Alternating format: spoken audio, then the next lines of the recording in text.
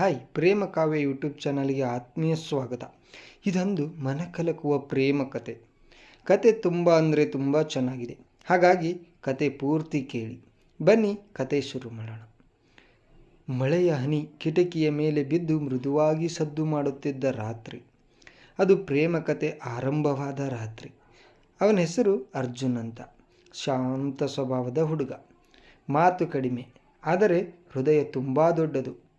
ಅವನ ಕಣ್ಣಲ್ಲಿ ಯಾವಾಗಲೂ ಏನೋ ಹೇಳಬೇಕೆಂಬ ಆಸೆ ಕಾಣಿಸುತ್ತಿತ್ತು. ಆದರೆ ತುಟಿಗಳವರೆಗೆ ಬಂದು ನಿಂತು ಹೋಗುತ್ತಿತ್ತು. ಹಾಗೆ ಅವಳ ಹೆಸರು ಮೇಘನಾ. ಇವಳು ಕಥೆಯ ನಾಯಕಿ ಅಂತ ಹೇಳ್ಬೋದು. ಹೆಸರಿನಂತೆಯೇ ಮೃದುವಾದ ಮಳೆಯ ಹನಿಯಂತಿರುವ ಹುಡುಗಿ. ನಗು ಮಾಡಿದರೆ ಸುತ್ತಲಿನ ಜನರ ಮನಸ್ಸೇ ಹಗುರವಾಗುತ್ತಿತ್ತು. ಅಂದ್ರೆ ಆಕೆ ನಕ್ಕಳಂದ್ರೆ ಊರ ಜನರ ಮನಸ್ಸು ಹಗುರಾಗ್ತಿತ್ತು. ಮೊದಲ ಭೇಟಿ ಒಂದು ದಿನ ಕಾಲೇಜಿನ ಲೈಬ್ರರಿನಲ್ಲಿ ಅರ್ಜುನ್ ಪುಸ್ತಕ ಓದುತ್ತಾ ಕುಳಿತಿದ್ದ. ಹಠಾತ್ ಒಂದು ಮೃದುವಾದ ಧ್ವನಿ ಕೇಳಿಸಿತು. ಎಕ್ಸ್ಕ್ಯೂಸ್ ಮೀ, ಈ ಪುಸ್ತಕ ಸಿಗುತ್ತಾ? ಅವನು ತಲೆ ಎತ್ತಿ ನೋಡಿದ. ಅವಳ ಕಣ್ಣುಗಳು ಅವನ ಕಣ್ಣಿಗೆ ತಾಕಿದ ಕ್ಷಣ ಅವನ ಸಮಯವೇ ನಿಂತಂತಾಯಿತು. ಹೌದು, ತೆಗೆದುಕೊಳ್ಳಿ ಎಂದು ಪುಸ್ತಕ ಕೊಟ್ಟ. ಅವಳು ಸಣ್ಣ ನಗು ಬೀರಿ ಥ್ಯಾಂಕ್ಸ್ ಎಂದಳು. ಆ ನಗು ಅವನ ಮನಸ್ಸಿನಲ್ಲಿ ಒಂದು ಅಚ್ಚಳಿಯಂತೆ ಉಳಿದು ಬಿಟ್ಟಿತು. ಹತ್ತಿರವಾಗುವ ಕ್ಷಣಗಳು ಆ ದಿನದಿಂದಲೇ ಅವರು ಲೈಬ್ರರಿಯಲ್ಲಿ ಮತ್ತೆ ಭೇಟಿಯಾಗುತ್ತಿದ್ದರು. ಮೊದಲು ಸಿಂಪಲ್ ಆಗಿ ಹಾಯ್, ನಂತರ ಹೌ ಆರ್ ಯು, ನಂತರ ಚಿಕ್ಕ ಮಾತುಕತೆ. ಅರ್ಜುನ್ ನಿಧಾನವಾಗಿ ಬದಲಾಗುತ್ತಿದ್ದ. ಮೇಘನ ಜೊತೆ ಮಾತನಾಡಿದಾಗ ಮಾತ್ರ ಅವನ ಮುಖದಲ್ಲಿ ನಗು ಕಾಣಿಸುತ್ತಿತ್ತು. ಒಂದು ದಿನ ಅವರಿಬ್ಬರು ಕಾಲೇಜಿನ ಗಾರ್ಡನ್ನಲ್ಲಿ ಕುಳಿತಿದ್ದರು. ನಿನಗೆ ಯಾವುದು ಇಷ್ಟ? ಮೇಘನಾ ಕೇಳಿದಳು. ನೀನು ಎಂದು ಅವನು ಹೇಳಲು ಹೊರಟ, ಆದರೆ ನಿಲ್ಲಿಸಿಕೊಂಡು ಮಳೆ ಎಂದನು. ಅವಳು ನಗುತ್ತಾ ನನಗೂ ಎಂದಳು. ಅವನು ಆ ಕ್ಷಣದಲ್ಲಿ ಅರಿತ, ಇದು ಸ್ನೇಹಕ್ಕಿಂತ ಹೆಚ್ಚು ಅವ್ಯಕ್ತ ಪ್ರೀತಿ.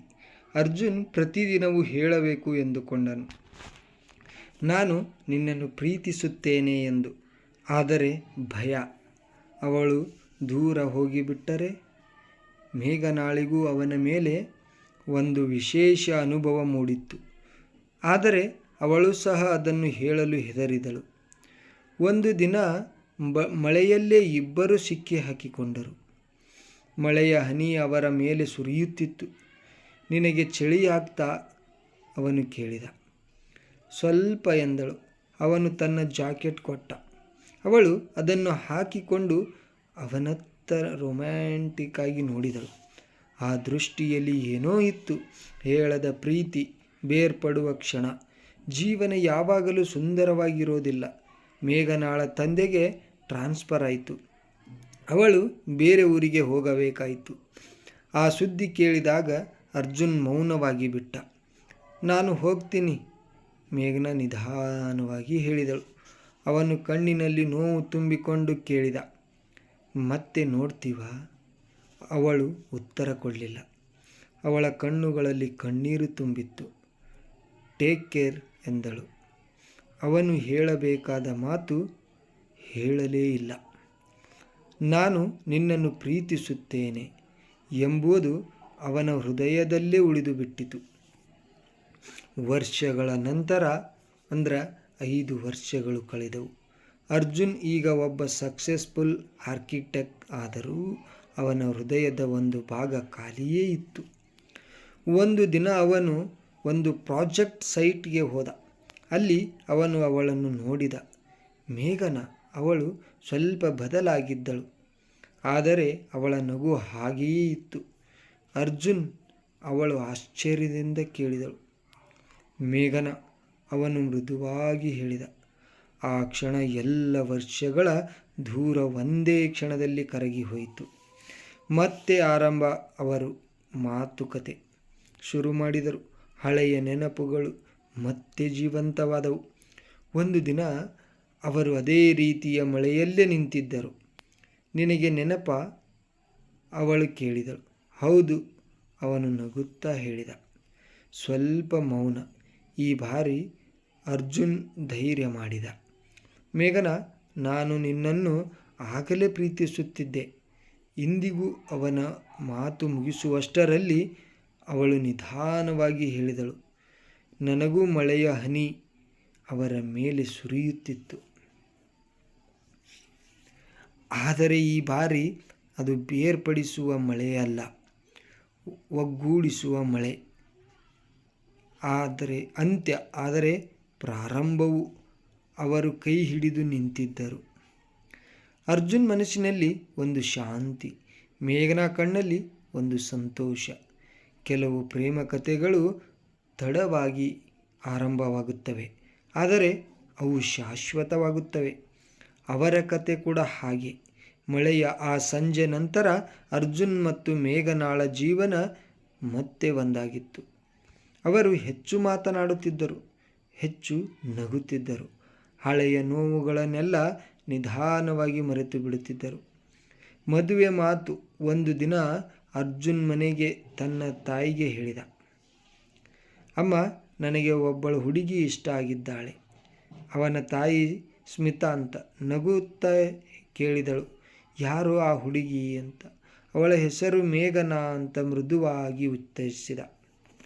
ತಾಯಿಗೆ ಅವನ ಕಣ್ಣಲ್ಲಿ ಕಾಣಿಸಿದ ಪ್ರೀತಿ. ಅವಳು ಕೂಡ ಒಪ್ಪಿಕೊಂಡಳು. ಇನ್ನೊಂದು ಕಡೆ ಮೇಘನಾ ಕೂಡ ತನ್ನ ಮನೆಯಲ್ಲಿ ಹೇಳಿದಳು. ಮೊದಲು ಸ್ವಲ್ಪ ಸಂಕೋಚ, ಆದರೆ ಅವಳ ತಂದೆ ಕೊನೆಗೆ ಒಪ್ಪಿಕೊಂಡರು. ಎರಡೂ ಕುಟುಂಬಗಳು ಭೇಟಿಯಾದ ದಿನ ಅರ್ಜುನ್ ಮತ್ತು ಮೇಘನಾ ಒಬ್ಬರನ್ನೊಬ್ಬರು ನೋಡಿಕೊಂಡು ನಕ್ಕರು. ಅದು ಅವರ ಜೀವನದ ದೊಡ್ಡ ಹೆಜ್ಜೆ. ನಿಶ್ಚಿತಾರ್ಥದ ದಿನ ಮೇಘನಾ ಹಸಿರು ಸೀರೆಯಲ್ಲಿ, ಅರ್ಜುನ್ ಕ್ರೀಮ್ ಕಲರ್ ಕುರ್ತಾನಲ್ಲಿ. ಅವಳು ನಗುತ್ತಿದ್ದಳು, ಆದರೆ ಅವಳ ಕಣ್ಣಲ್ಲಿ ಏನೋ ಚಿಂತೆ ಕಾಣಿಸುತ್ತಿತ್ತು. ಏನಾಯಿತು ಅಂತ ಅರ್ಜುನ್ ಕೇಳಿದ. ಏನೂ ಇಲ್ಲ ಅಂತ ಮೇಘನಾ ಹೇಳಿದಳು, ಆದರೆ ಅವಳ ಧ್ವನಿ ಸ್ವಲ್ಪ ನಡುಗುತ್ತಿತ್ತು. ಅರ್ಜುನ್ ಅದನ್ನು ಸೂಕ್ಷ್ಮವಾಗಿ ಗಮನಿಸಿದ, ಆದರೆ ಅವನು ಅದನ್ನು ಲಘುವಾಗಿ ತೆಗೆದುಕೊಂಡ, ಹಗುರವಾಗಿ ತೆಗೆದುಕೊಂಡ. ಅವಳ ರಹಸ್ಯ. ಮದುವೆ ದಿನ ಹತ್ತಿರವಾಗುತ್ತಿತ್ತು, ಆದರೆ ಮೇಘನಾ ಇನ್ನಷ್ಟು ಮೌನವಾಗುತ್ತಾ ಹೋಗುತ್ತಿದ್ದಳು. ಒಂದು ದಿನ ಅವಳು ಅರ್ಜುನ್ಗೆ ಕರೆ ಮಾಡಿ ಹೇಳಿದಳು, ನಿನ್ನನ್ನು ಒಂದು ಸಲ ಭೇಟಿ ಮಾಡಬೇಕು ಅಂತ. ಅವರು ಒಂದು ಶಾಂತವಾದ ಸ್ಥಳದಲ್ಲಿ ಭೇಟಿಯಾದರು. ಅವಳು ಸ್ವಲ್ಪ ಸಮಯ ಮೌನವಾಗಿದ್ದಳು. ನಂತರ ನಿಧಾನವಾಗಿ ಹೇಳಿದಳು, ಅರ್ಜುನ್, ನಾನು ನಿನ್ನಿಂದ ಒಂದು ವಿಷಯ ಮರೆಮಾಚಿದ್ದೇನೆ ಅಂತ ಹೇಳಿದಳು. ಅವನ ಹೃದಯ ಬಡಿತ ಜಾಸ್ತಿ ಆಯಿತು. ಏನು ಅದು ಅಂತ ಕೇಳಿದ. ಅವಳು ಕಣ್ಣೀರು ತುಂಬಿಕೊಂಡು ಹೇಳಿದಳು, ನನಗೆ ಒಂದು ಸೀರಿಯಸ್ ಹೆಲ್ತ್ ಪ್ರಾಬ್ಲಮ್ ಇದೆ ಅಂತ. ಅರ್ಜುನ್ ಬೆಚ್ಚಿಬಿದ್ದ. ಏನು ಅಂತ. ಡಾಕ್ಟರ್ ಹೇಳಿದರು ನನಗೆ, ಫ್ಯೂಚರ್ನಲ್ಲಿ ಕಾಂಪ್ಲಿಕೇಶನ್ಸ್ ಇರಬಹುದು ಅಂತ. ಅವಳು ಮುಂದುವರಿಸಿದಳು, ನಾನು ನಿನ್ನ ಜೀವನ ಹಾಳು ಮಾಡೋಕ್ಕೆ ಬಯಸಲ್ಲ. ನೀನು ನನ್ನನ್ನು ಮದುವೆಯಾಗಬೇಡ ಅಂತ ಪ್ರೀತಿಯ ನಿರ್ಧಾರ. ಅರ್ಜುನ್ ಕೆಲ ಕ್ಷಣ ಮೌನವಾಗಿದ್ದ, ಆದರೆ ಅವನ ಕಣ್ಣುಗಳಲ್ಲಿ ಕೋಪವಲ್ಲ, ಬದಲಿಗೆ ಪ್ರೀತಿ ಮಾತ್ರ ಇತ್ತು. ಇದನ್ನೆಲ್ಲ ನೀನು ಒಬ್ಬಳೇ ಎದುರಿಸೋಕ್ಕೆ ಯಾಕೆ ಹೋಗ್ತಿ ಅಂತ ಅವನು ಕೇಳಿದ. ನಾನು ನಿನ್ನ ಜೊತೆ ಇರ್ತೀನಿ ಯಾವಾಗಲೂ ಮೇಘನಾ ಅಂತ ಅಂದ. ಆಗ ಮೇಘನಾ ಕಣ್ಣೀರು ಸುರಿಸುತ್ತಾ ಕೇಳಿದಳು, ನೀನು ನಿಜವಾಗಿಯೂ ಇದನ್ನು ಒಪ್ಪಿಕೊಳ್ಳುತ್ತೀಯಾ? ಆಗ ಅರ್ಜುನ್ ನಿಧಾನವಾಗಿ ಅವಳ ಕೈ ಹಿಡಿದು ಹೇಳಿದ, ಪ್ರೀತಿ ಅಂದರೆ ಸುಖದಲ್ಲಿ ಮಾತ್ರ ಅಲ್ಲ, ಕಷ್ಟದಲ್ಲೂ ಜೊತೆಗಿರುವುದು. ಅವಳು ಆ ಕ್ಷಣದಲ್ಲಿ ಒಡೆಯುತ್ತಾ ಅವನ ಅಪ್ಪಟದಲ್ಲಿ ಅತ್ತಳು. ಮದುವೆ ದಿನ ಹತ್ತಿರ ಬಂತು. ಮಂಟಪದಲ್ಲಿ ಹೂವಿನ ಸುವಾಸನೆ, ಕುಟುಂಬದವರ ಸಂತೋಷ. ಆದರೆ ಇಬ್ಬರ ಮನಸ್ಸಿನಲ್ಲಿ ಒಂದು ಗಂಭೀರ ಭಾವನೆ. ಅರ್ಜುನ್ ತಾಳಿ ಕಟ್ಟಿದ ಕ್ಷಣ ಮೇಘನಾ ಕಣ್ಣಲ್ಲಿ ಕಣ್ಣೀರು ಬಂತು, ಆದರೆ ಅದು ಸಂತೋಷದ ಕಣ್ಣೀರು. ಅವರು ಒಬ್ಬರನ್ನೊಬ್ಬರು ನೋಡಿಕೊಂಡು ನಕ್ಕರು. ಅನಿರೀಕ್ಷಿತ ತಿರುವು. ಮದುವೆಯ ನಂತರ ಕೆಲವು ತಿಂಗಳುಗಳು ಜೀವನ ಸುಂದರವಾಗಿ ನಡೆಯುತ್ತಿತ್ತು. ಆದರೆ ಒಂದು ದಿನ ಮೇಘನಾ ತೀವ್ರವಾಗಿ ಅಸ್ವಸ್ಥಳಾದಳು. ಅವಳನ್ನು ಆಸ್ಪತ್ರೆಗೆ ಕರೆದೊಯ್ದರು. ಡಾಕ್ಟರ್ ಹೇಳಿದರು, ಅವಳ ಕಂಡೀಷನ್ ಕ್ರಿಟಿಕಲ್ ಆಗಿದೆ ಅಂತ. ಅರ್ಜುನ್ ಮನಸ್ಸು ತುಂಡಾಗಿ ಹೋಯಿತು. ಅವನು ಅವಳ ಕೈ ಹಿಡಿದು ಕುಳಿತಿದ್ದ. ನೀನು ಹೋಗಬಾರದು ಎಂದು ಅವನು ನಿಧಾನವಾಗಿ ಹೇಳಿದ. ಆಗ ಮೇಘನ ಕಣ್ಣು ತೆರೆಯುತ್ತಾ ಮೃದುವಾಗಿ ನಗುಮುಖ ಮಾಡಿದಳು. ನಾನು ಎಲ್ಲಿಗೂ ಹೋಗಲ್ಲ ಅರ್ಜುನ್, ನಿನ್ನ ಹೃದಯದಲ್ಲಿ ಶಾಶ್ವತವಾಗಿ ಇರ್ತೀನಿ ಅಂತ ಹೇಳಿದಳು. ಪ್ರೀತಿಯ ಜಯ.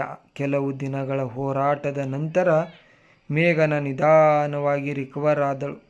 ಡಾಕ್ಟರ್ ಹೇಳಿದರು, ಅವಳು ತುಂಬ ಸ್ಟ್ರಾಂಗ್, ಅವಳಿಗೆ ನಿಮ್ಮ ಸಪೋರ್ಟ್ ದೊಡ್ಡದು ಅಂತ ಹೇಳಿದರು. ಆಗ ಅರ್ಜುನ್ ಕಣ್ಣಲ್ಲಿ ಕಣ್ಣೀರು, ಆದರೆ ಈ ಬಾರಿ ಅದು ಸಂತೋಷದ ಕಣ್ಣೀರಾಗಿತ್ತು. ಆದರೆ ನಿಜವಾದ ಅರ್ಥ, ಮೇಘನಾ ಮತ್ತು ಅರ್ಜುನ್ ಈಗ ಜೀವನವನ್ನು ಹೊಸದಾಗಿ ನೋಡುತ್ತಿದ್ದರು.